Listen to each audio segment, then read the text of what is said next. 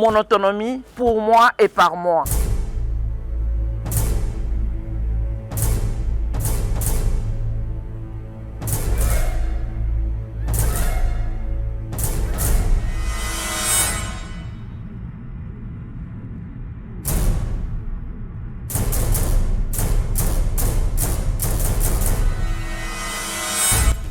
AGEF, c'est une association d'appui au groupement des femmes et des familles.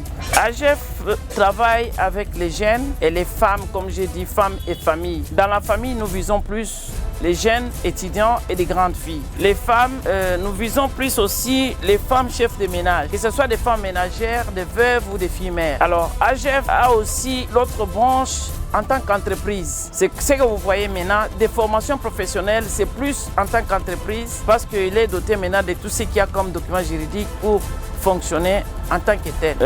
AGEF est dans les activités professionnelles. AGEF offre des services. AGEF est la transformation. La transformation, je vois plus la provenderie, aliments pour bétail. Elle fait l'élevage. Elle fait la culture hors sol, entre autres les champignons et autres légumes à consommer, des amarantes, des légumes, fruits et autres. C'est ce que je peux dire d'une manière générale en tant qu'AGEF. Ce qui m'a même poussé à faire ces activités, c'est juste mon état de santé. Parce que j'ai appris que beaucoup de choses que nous consommons commencent à donner de maladies. Vous allez voir des jeunes enfants qui font des tensions, qui font des AVC, qui font des glycémies. C'est lié à l'alimentation. Si aujourd'hui nous travaillons avec des étudiants, nous avons visé les étudiants parce que ce sont des personnes qui ont été formées déjà d'une manière...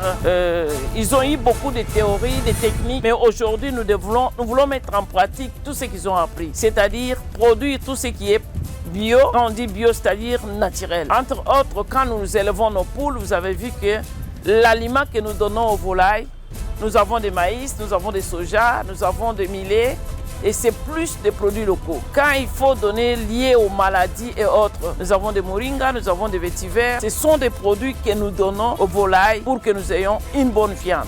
La formation, c'est sur le lieu d'activité. C'est comme on dit, c'est une ferme familiale. On forme quelqu'un qui voit ce qu'il apprend. C'est comme les étudiants ont dit, à l'INIKIN, ils ont des théories, mais ici, il y a plus de pratiques.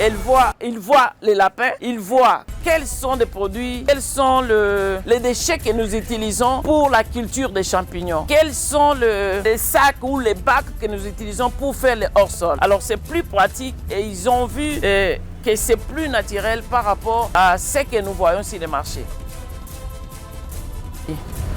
Parce qu'ils ont dit que nous sommes 25, le premier groupe 25, mais vous nous avez trouvé à 7, je crois à 6. Il y a le problème d'espace. Le problème d'espace, ce n'est pas lié à manque de terrain. Nous avons de l'espace. On peut juste aménager, faire l'hangar, une salle de formation, là où on peut contenir 50 ou 100 personnes du coup pour la formation. Et vous avez vu notre champignonnière. Notre champignonnière, c'est par rapport au nombre de personnes, on ne peut pas aller au-delà de 3000 kits.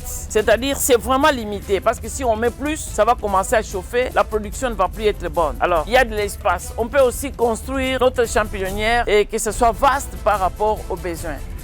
Et vous avez vu que nous avons récolté les champignons. Il arrive des fois on récolte plus que ça. Alors s'il n'y a pas de personnes qui peuvent acheter ça le même jour, ça doit se conserver au frais, ça peut être transformé ou séché, ça peut être fait en poudre. Alors ça va nous demander peut-être des frigos, ça peut nous demander des machines pour moulinex, je ne sais pas comment on appelle ça. Non, les hachoirs, les séchoirs, ça va nous permettre maintenant de sécher et de faire la poudre et aussi plus loin la conservation. Nous devons les conserver selon les normes. On ne doit pas prendre des champignons, laisser à l'air libre. Comme maintenant, il y a plus de lait qui sèche et ça va s'abîmer.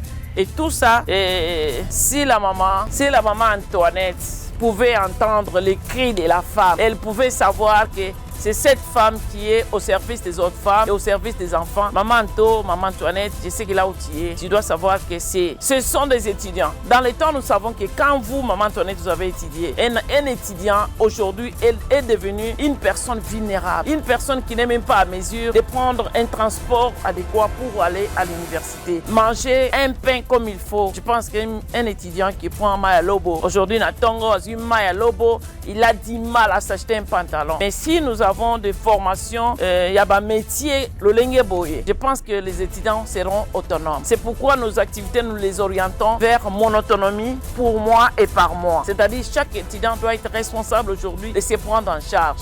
Les parents sont mal payés, il n'y a pas de travail, ils sont sous-payés même, mais s'ils ont 5 ou 4 enfants à scolariser, voilà ce que ça peut faire, Maman Antoinette. C'est pourquoi je vous demande, vous qui êtes dans les activités liées à la formation professionnelle et métier, vous pouvez nous donner un coup de pouce. Ça nous aidera à nous prendre en charge, à valoriser ce travail. Les étudiants qui viennent ici, ce sont les étudiants de l'INIKIN, les étudiants de l'IPEN, les étudiants de l'ISAV, jusque-là. Mais le souci, c'est de les accompagner tous et pour qu'ils aient des activités génératrices des revenus et de son choix. Merci.